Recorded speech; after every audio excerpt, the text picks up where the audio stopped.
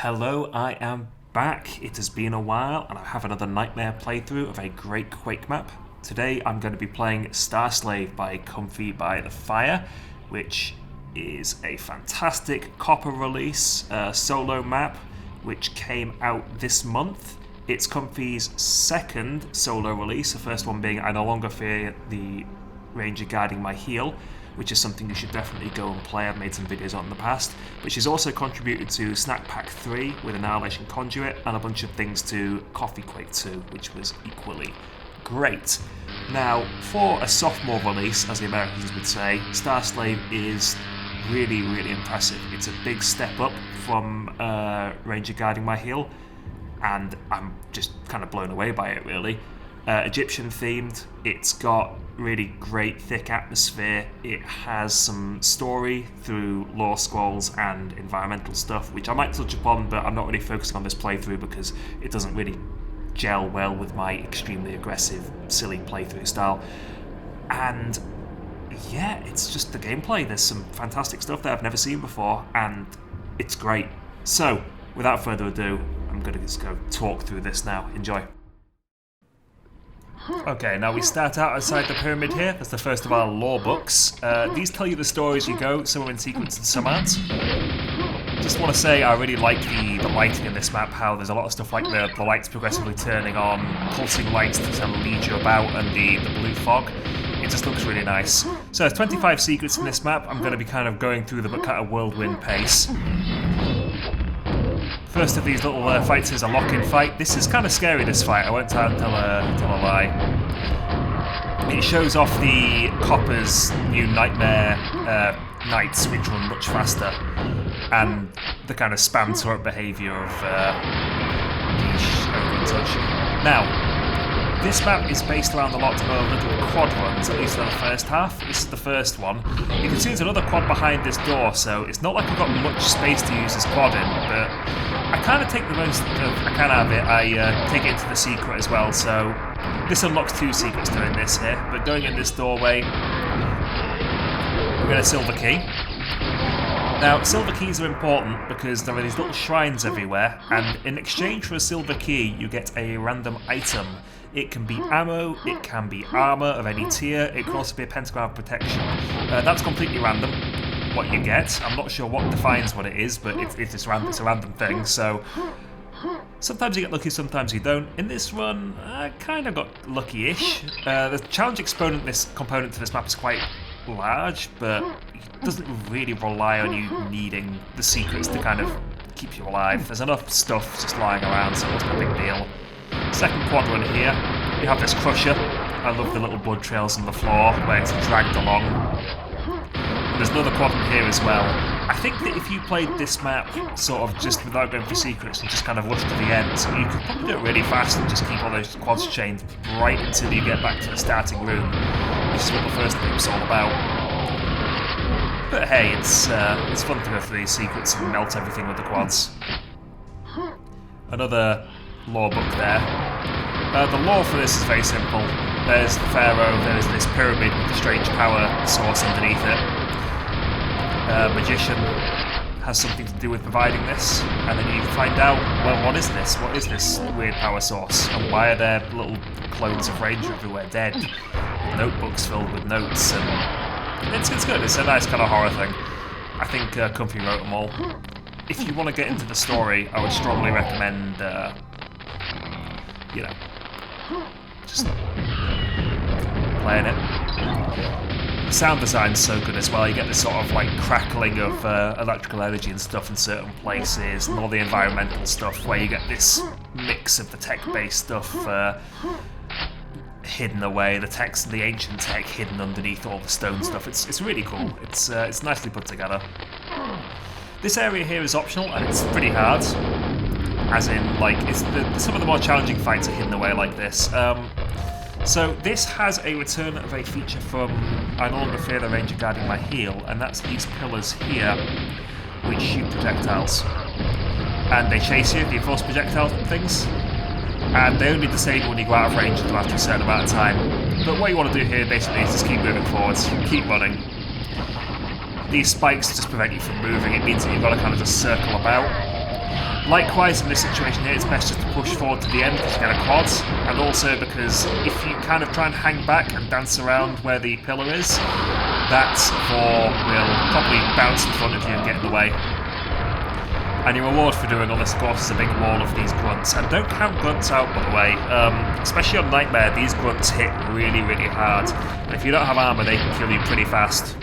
So the best thing I found to do was just to get the grenade launcher, jump out of the area and just spam from the distance and minimise the exposure to fire, basically.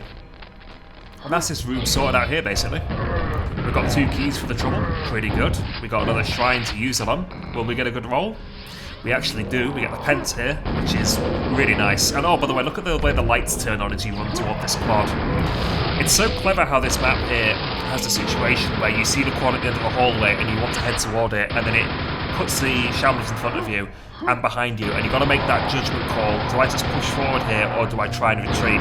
And of course the answer is pushing forward towards you heavily. And as you can see here, we're pushing forward as hard as possible.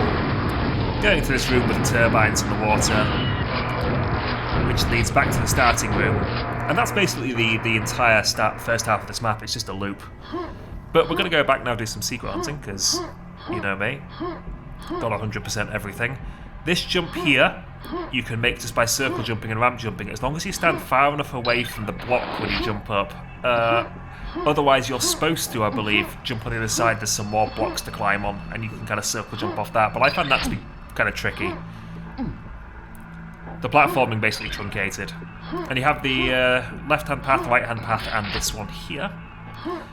And this one is a way you get to another secret, which is hard to do. You've got to take advantage of the fact that when you're jumping down the stairs, you're going over the speed cap, basically, which lets you jump over to this area here. Potentially you could just ramp jump off the edge to get to it, but I genuinely don't know.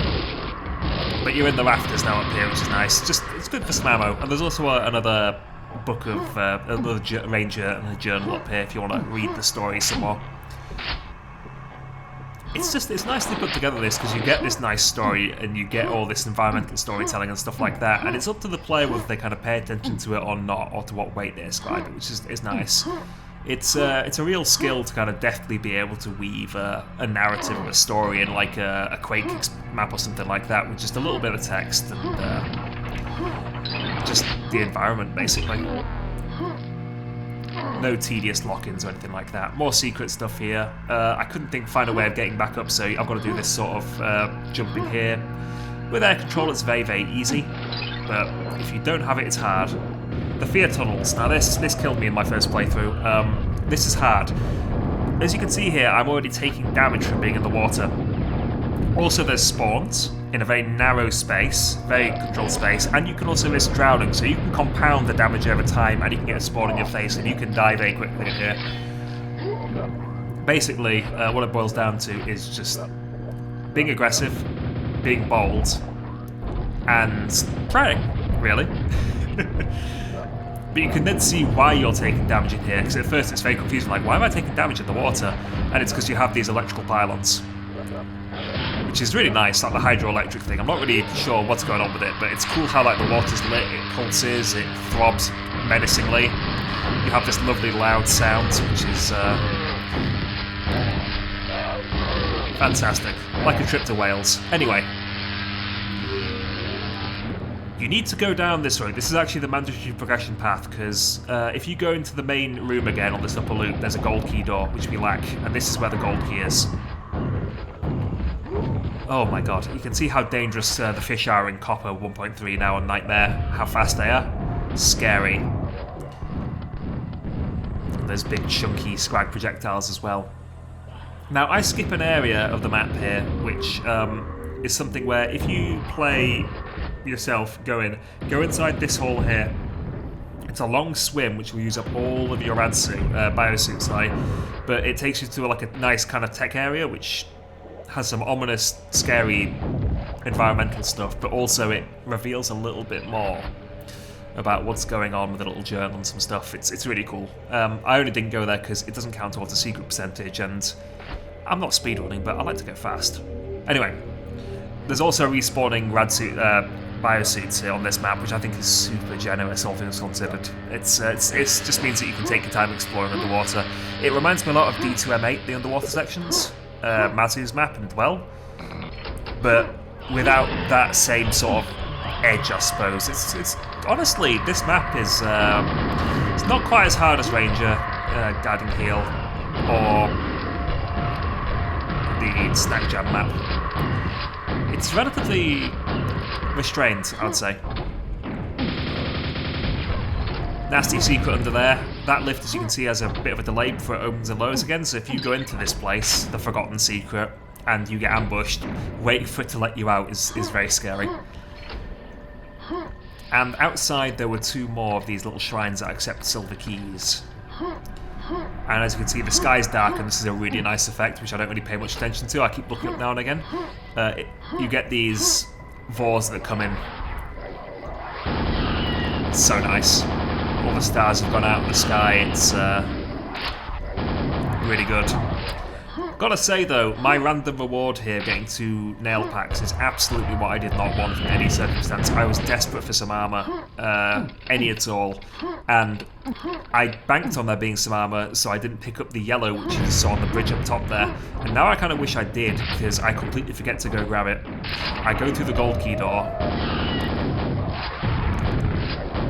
I make a complete hash of killing something here, and I'm in this fight here with nothing. This is a really cool fight. I guess you'd call it Whack-a-Shambler.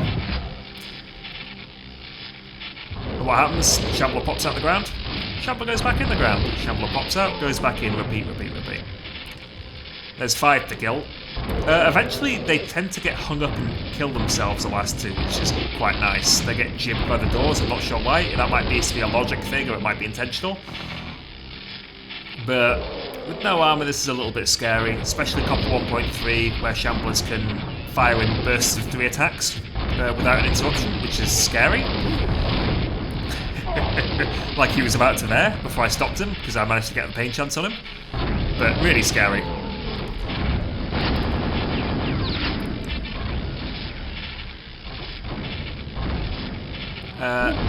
This is all non-randomised as well in terms of which one pops up first, so in theory I should just be able to go for the right one, but I forgot, effectively.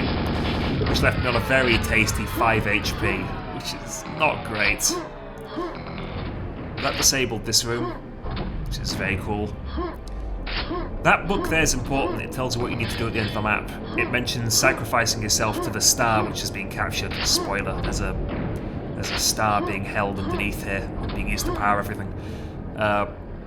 Which is something a little obtuse when you're actually doing it, but this is by far one of the cooler set pieces I think I've ever seen in this game coming up.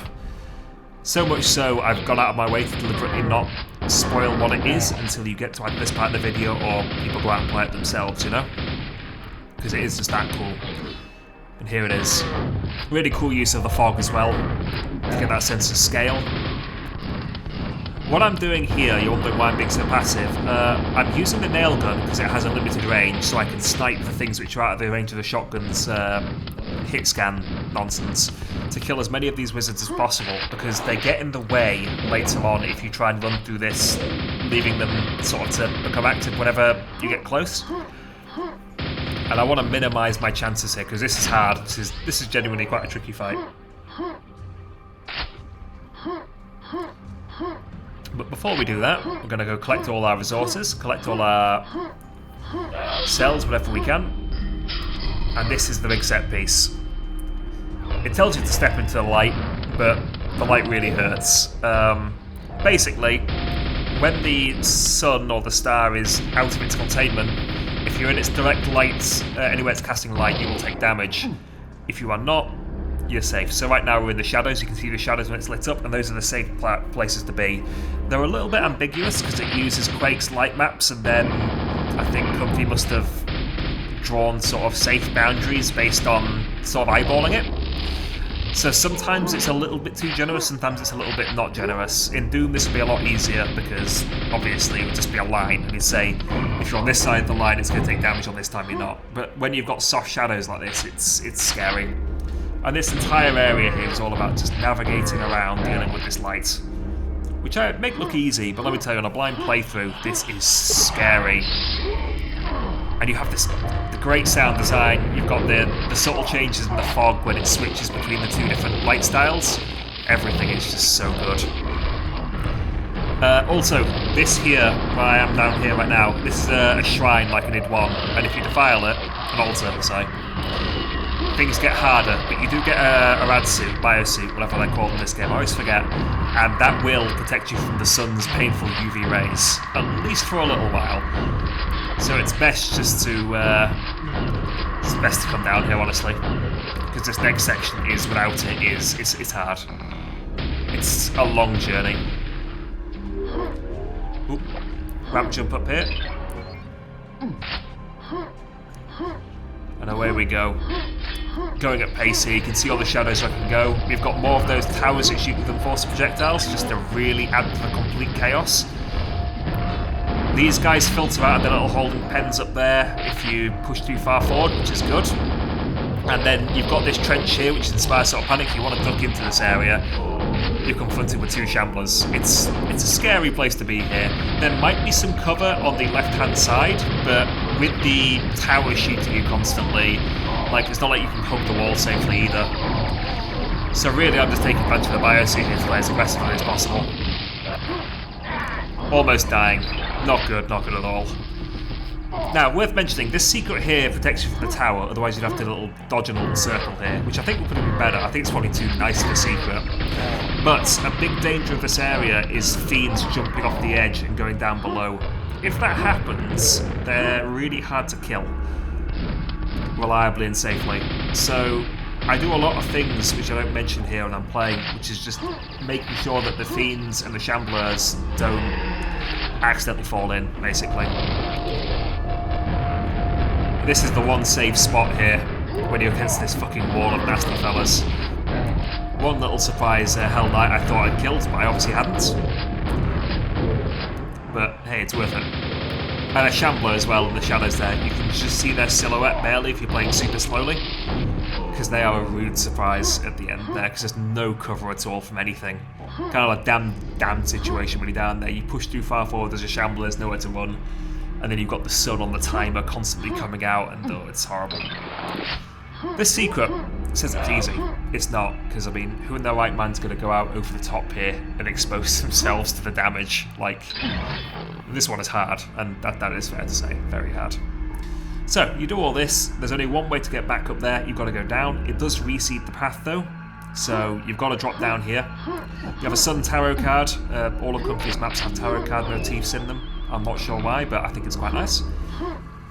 And you get a single biosuit. Now, would it be better to go down there sooner or later? I mean, it's one of those things I thought about, but I thought, given the fact you've got this loop here, it's safer certainly to grab it early, but grabbing it later, if you're going for the secret, is worth it. Because I mean, the red armor as well, that secret, is a big deal. It's a big deal.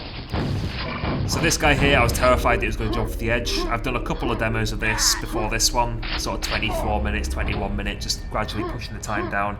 And in both those situations, something ended up dropping down and ruining it and making me waste a load of time. This room is just so vast as well, like, it's such a nice room. So, what to do when it says there? It says it lowers a lift. There is some subtle lighting to direct you. It's that platform I'm running toward now. The lights flash there to let you know the lift's now active. I could speed it up here by just going up the lift, but I'm too terrified of this bloody pillar. And this is an example of this area here, and this is why I wanted to kill a lot of these scrags early on. Because now I've killed them, there's only one of them harassing me, as opposed to 4 or 5 of them harassing me, and look how little cover there is here. It is scary. But take advantage. That Vor is really mean, because if you back off when that Vor's there, he will bounce to where I'm currently standing, and then he'll bounce even further forward as well, so he will get in your face no matter what you do, so it is best to have the LG out and to melt them, if you have LG ammo. Kind of, the main challenge here between figuring out what's safe and what's not, and figuring out timing, is just to maintain your ammo stacks at a sensible level, basically. And that gravity lift there, illustrated by 1, the flashing light to let you know that something's happening, and 2, letting the little guy get trapped on it to let you know what's going to happen. Dismounting from that is an absolute imperative, doing it right. And if you come up here as well, by the way, there's a little switch which I'm about to just avoid on the left-hand side. That lets you reactivate that light bridge that failed. But this is the final quadrant of the many fun little quadrants we've had here. It spawns all of the wizards behind you, so it's best just to be as aggressive as possible. Who gives a shit about the sun doing damage to you in this case? Just be aggressive. Just take advantage of the fact you've just been given an armor and some health and just go for it. Arrow management here was pretty bad because I ran out of nails, but it's fine. We made it to the end. And here is the ending. You have to jump into the sun. Now this is something which is a little bit obtuse if you're not paying attention, and it's scary because you've got to take damage to do it basically. But it is a really memorable ending. So that is Starslave by Comfy by the Fire. Her second solo release. It is destined to be a classic, I feel. It's really good. It's a marriage of everything lovely in Quake. Environment, the lighting, the gameplay-centric gimmick to the whole thing as well, like the fact that it all ties into a gameplay idea. Everything about it, basically, the quad runs, it's just great. So I'd really recommend you give this one a go if you get the opportunity to. It only works in ironwail. It doesn't work in Quake Spasm. Quake Spasm Spiked or the remaster, I don't think. So grab yourself ironwail, grab yourself a copy of Starslave, and just have fun. That'll be all from me. Until next time, goodbye.